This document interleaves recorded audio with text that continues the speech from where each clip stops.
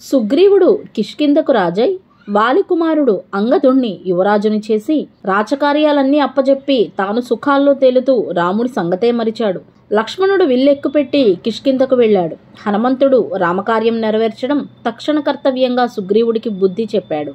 అందరికీ నమస్కారం అండి. ఛానల్లోకి స్వాగతం. మన ఛానల్లో మొదటిసారి చూస్తున్న వారు ఎవరైనా ఉంటే కనుక ఛానల్ను సబ్స్క్రైబ్ చేసుకుని వీడియో పూర్తిగా చూసిన తర్వాత కామెంట్ సెక్షన్లో నమో వెంకటేశాయ అని టైప్ చేస్తారని ఆశిస్తున్నాము. వానరులను 4 దిక్కులకు వెళ్లి సీతజాడ తెలుసుకురమ్మని సుగ్రీవుడు ఆజ్ఞాపించాడు. అంగదుడు, హనుమంతుడు, జాంబవంతుడు మొదలైన వారంతా దక్షిణ దిశకు బయలుదేరుతున్నప్పుడు రాముడు తన వేలి ఉంగరాన్ని తీసి హనుమంతుడికి సీతకు ఆనవాలుగా ఇమ్మని ఇచ్చాడు. దక్షిణ సముద్ర తీర ప్రాంతం చేరుకొని వానరులు జటాయువు రావణుడు సీతనెత్తుకుని దక్షిణంగా వెళ్ళాడని చెప్పాడే గాని ఎటు మళ్ళాడో, ఎక్కడ దాచాడో, ఏం చేశాడో ఎవరికి తెలుసు అని అనుకుంటుండగా వానరులను ఆహారంగా కబళిద్దామనుకుంటున్న జటాయువు అన్న సంపాతి అనే పర్వతాకారం గల రెక్కలు లేని పక్షి మెల్లగా నడుస్తూ వచ్చింది. ఒకప్పుడు సంపాతి, జటాయువు సూర్యమండలానికి ఎగురు పందెం వేసుకున్నారు. జటాయువు ఎగరలేక విరమించాడు. సంపాతి ఎగిరి రెక్కలు కాల్చుకున్నాడు. దక్షిణ సముద్ర తీరాన అవిటివాడై పడిపోయి దొరికిన ప్రాణుల్ని తిని బ్రతుకుతున్నాడు. సంపాతి వానరుల వలన జరిగినదంతా తెలుసుకుని అంగదుణ్ణి వీపున ఎక్కించుకుని ఆకాశంలోకి నిటారుగా లేచి దూరాల్లో సముద్రానికి ఆవల ఉన్న లంకను చూపించాడు. శతయోజన పర్యంతమైన సముద్రాన్ని లంఘించి లంకను చేరగలవాడెవడు అనుకున్నారు వానరులు. హనుమంతుడికి అతని శక్తి సామర్థ్యాలు అతనికి తెలియకుండా బాల్యంలో అల్లరి చేయగా ఋషులు శాపం పెట్టారు. అది తెలిసిన జాంబవంతుడు, హనుమంత, నువ్వు అవలీలగా సముద్రాన్ని లంఘించి రామకార్యం నెరవేరుస్తావు అని ఎరుక చేశాడు. అప్పుడు హనుమంతుడు రాముణ్ణి ధ్యానించి నేలను తన్ని ఆకాశానికి ఎగిరాడు. మారుతి సముద్రాన్ని లంఘిస్తుండగా అతడి శక్తియుక్తుల్ని పరీక్షించడానికి దేవతలు సురసను పంపారు. దేవతాస్త్రీ అయిన సురస భయంకర రాక్షసాకారంతో నూరావులించి హనుమంతుడిని ఎదుర్కొంది. హనుమ శరీరాన్ని పెంచాడు. సురస కూడా పెరిగింది. హనుమంతుడు ఇంకా పెరిగాడు. సురస మరింత పెరిగి మృంగవచ్చింది. హనుమంతుడు చప్పున సూక్ష్మాతి సూక్ష్మంగా తగ్గిపోయి సురస నోట్లో దూరి పెరిగిపోయి దాన్ని చీల్చుకొని బయటపడి ఎగిరి వెళ్ళాడు. సురస దేవతాస్త్రీ రూపంతో వెళ్లిపోయింది. దేవతలు హనుమంతుడిని శ్లాఘించారు. హనుమంతుడు అలా ఎగురుతుండగా సముద్రంలో పడిన అతని నీడను రాహు తల్లి సింహిక అనే జలరాక్షసి పట్టుకుని లాగసాగింది. హనుమంతుడు తన్నేదో కింది నుంచి వెనక్కు లాగుతున్నదనిపించి కిందికి చూసి సింహికను పిడిగుద్దులతో చంపేశాడు. హనుమంతుడు అవరోధాలన్నీ జయించి అలా ఆకాశాన వెళ్తుండగా సువర్చల అనే సాగరకన్య చేప రూపంతో నోరు తెరచి ఆశ్చర్యంగా చూస్తుండగా హనుమంతుడి చెమట బిందు ఒకటి పడింది. చేప మింగింది. అందువలన సువర్చల గర్భం ధరించి మత్స్యవల్లభుడు అనే కుమారుణ్ణి కన్నది. ఒకప్పుడు ఇంద్రుడు పర్వతాలకు ఉండే రెక్కలను వజ్రాయుధముతో నరుకుతుండగా హిమవంతుడి కుమారుడైన మైనాకుడు భయపడి సముద్రంలో దాక్కున్నాడు. హనుమంతుడిని చూసి మీదకు వచ్చి ఆంజనేయ, కాస్త నాపై వాలి సేదతీరమని అభ్యర్థిస్తున్నాను అన్నాడు. మైనాకుడి మాట కాదనకుండా హనుమంతుడు కొద్ది క్షణాలు మైనాక పర్వతం మీద కాలు మోపి తిరిగి రివ్వున ఎగిరాడు. హనుమంతుడు మెరుపులాగా లంకను చేరాడు.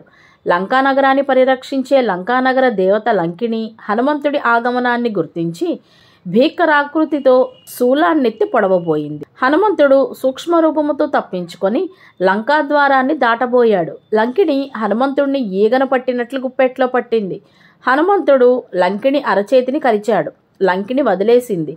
దాని అరచేయి రక్తం కారుతున్నది. హనుమంతుడు ఒక్క ఉదుటున లంఘించి పిడికిలితో లంకిణి గుండె మీద గుద్దాడు. ఆ ముష్టిఘాతంతో లంకిణి దిమ్మరపోయి పడిపోయింది. తరువాత తేరుకొని ఆంజనేయుడికి నమస్కరించి ఎప్పుడైతే నేను ఇలా కూలిపడతానో ఆనాటితో లంకకు వినాశకాలం పడుతుందని నాకు బ్రహ్మ చెప్పాడు. శాపం వలన నేను క్షుద్రదేవతగా ఇలా లంకానగరాన్ని ఇన్నాళ్లు కాపలా కాస్తూ వచ్చాను. నేను వెళ్ళిపోతున్నాను, ఇక నీవు వెళ్ళు అని చెప్పి గంధర్వ స్త్రీ రూపంతో ఆకాశానికి ఎగిరి అంతర్ధానమైంది. హనుమంతుడు లంకానగరం ప్రవేశించాడు. మణిదీపాలతో ఎత్తైన సౌధాలతో కన్నులు మిరిమిట్లు గొలుపుతున్న లంకా వైభవానికి ఆశ్చర్యపోయాడు. హనుమంతుడు సూక్ష్మరూపంతో సీత కోసం నగరమంతా వెతికాడు. రావణాసురుడి అంతఃపుర భవనాలన్నీ వెతికాడు. మండోదరిని సీత అనుకొని భ్రమపడి పొరపాటు గ్రహించాడు. సీత జాడ ఎక్కడా లేదు. అలా నగరంలోని వివిధ ప్రదేశాలను వెతుకుతూ అశోకవనం చేరుకున్నాడు. అక్కడ రామనామస్మరణ విన్నాడు. ఒక చంద్రశిలా నిర్మిత మంటపంలో సీత రాముణ్ణి తలంచుతూ శోకిస్తున్నది. ఆ మంటపం చుట్టూరా పెద్ద బళ్ళేలు, కత్తులు మొదలైన ఆయుధాలు పట్టుకొని రాక్షస స్త్రీలు కాపలా ఉన్నారు. మంటపం చేరువనే ఉన్న సింసుపా వృక్షం ఎక్కి హనుమంతుడు కొమ్మల మాటను కూర్చుని చూస్తున్నాడు. సీత మంటపం నుండి వచ్చి పక్కనున్న అశోక చెట్టు కింద కూర్చున్నది. రావణుడు పటాటోపంగా అశోకవనంలోకి వస్తున్నాడు. అతని వెనక దేవగంధర్వ నాగ యక్ష రాక్షస మానవ సుందరీమణులు గుంపులు గుంపులుగా అతడి వైభవాన్ని కీర్తిస్తున్నారు. రావణుడు అశోక వృక్షం దగ్గరికి వచ్చి, ఓ సీత, ఇప్పటికైనా నా మాట విను. క్షుద్ర మానవుడైన రాముణ్ణి నమ్ముకోకు. రాముడు లంక చేరగలడనేది కల్ల అన్నాడు. సీత ఒక గడ్డి పరకను పెరిగి దానితోనే, ఓ రావణ, నీ ప్రగల్భానికి బలవైభవాలకి నేను లొంగుతాననేది కల్ల. నీవు దొంగవు. నిన్ను శిక్షించడం రాజైన రాముడికి కర్తవ్య ధర్మం. దశకంఠశోషగా వాగకు. రాముడు నిన్ను పరిమార్చక ముందే నీ ముచ్చటలన్నీ తీర్చుకో. అంతఃపురానికి వెళ్ళు. త్వరలోనే నీకు అంత్యకాలం అన్నది. రావణుడు ఆ మాటలకు పెద్ద గంట్రకత్తి తీసి, నిన్ను ముక్కలుగా నరుకుతాను అన్నాడు. అలా చేయవు. నా అంతటి నేను నీకు లొంగిపోతానని అనుకుంటున్నావు. రాముడి భార్య రావణుడి ప్రతాప వైభవాలను చూసి లోబడిపోయింది అనిపించుకోవాలని నీ దురహంకార దురాకాంక్ష అన్నది సీత. అవును, మా రాక్షస వనితకు జరిగిన పరాభవానికి అదే సరైన ప్రతీకారం. అదే నా పట్టుదల అన్నాడు రావణుడు. కాదు, నువ్వు రాముడిని ఎదుర్కొని జయించి నన్ను తీసుకుపోవలసింది. నువ్వు పిరికివాడవు. మాయలు పన్ని చోర వృత్తిని అవలంబించావు. రాముడు నిన్ను సంహరించాలి. ఇది నా పట్టుదల అన్నది సీత. రావణుడు రుసరుసలాడుతూ వెళ్ళాడు. హనుమంతుడు రాక్షస స్త్రీలు లేని సమయం చూసి చెట్టు దిగి సీతకు రాముడి ఉంగరాన్ని ఇచ్చాడు. చుక్కలు తల పువ్వులుగా పెరిగిన తన విశ్వరూపం చూపించి తన వీపున కూర్చుంటే రాముడి దగ్గరకు చేరుస్తానన్నాడు. అది సక్రమం కాదు. రాముడు రావణుడిని సంహరించి నన్ను విడిపించాలి. అంతవరకు సీత అశోకవనంలో శోకంలోనే ఉంటుందని రాముడితో చెప్పు అని చెప్పి సీత తన పాపిటనున్న చూడామణిని తీసి రాముడికి ఇవ్వమని హనుమంతుడికి ఇచ్చింది.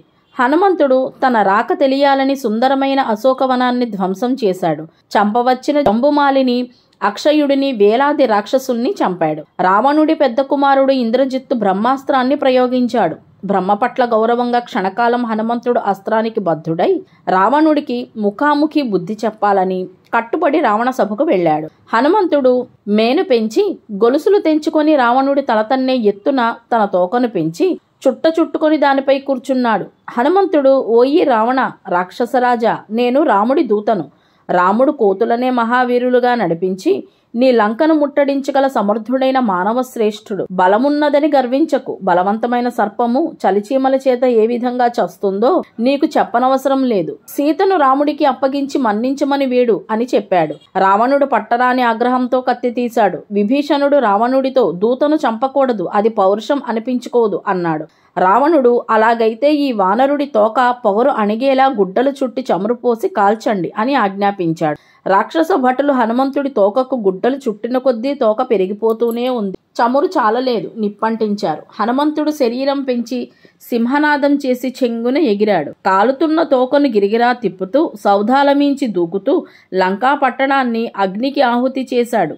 అతనికి అగ్ని చల్లగా తోచింది. ఆర్పడానికి వీలు కాకుండా లంకా దహనం జరిగింది. రావణుడి అంతఃపుర సౌధాలు కాలిపోయాయి. మంటల్లో చాలా మంది రాక్షసులు చచ్చారు. విభీషణుడి మందిరం మాత్రం చెక్కు చెదరలేదు. హనుమంతుడు అశోకవనంలో సీత క్షేమంగా ఉండడం చూసి రివ్వున ఎగిరి సముద్రంలో తోకను ముంచి మంటలార్చుకొని చూడామణిని పట్టుకొని రాముడి ముందు వాలాడు.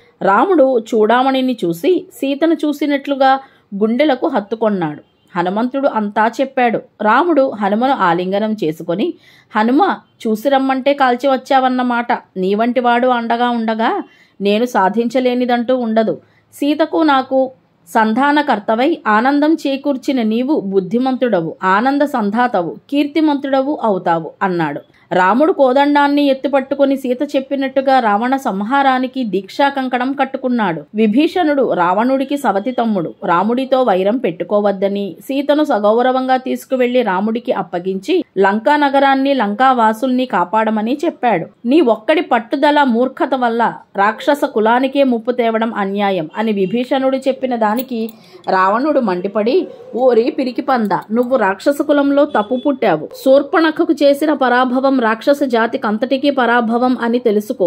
నువ్వు కులద్రోహివి. వెంటనే లంక వదిలి వెళ్ళిపో. మళ్ళీ కనిపించావో నిన్ను చిత్రవధ చేస్తాను అన్నాడు. విభీషణుడు తన అనుచరులతో లంక వదిలిపెట్టాడు.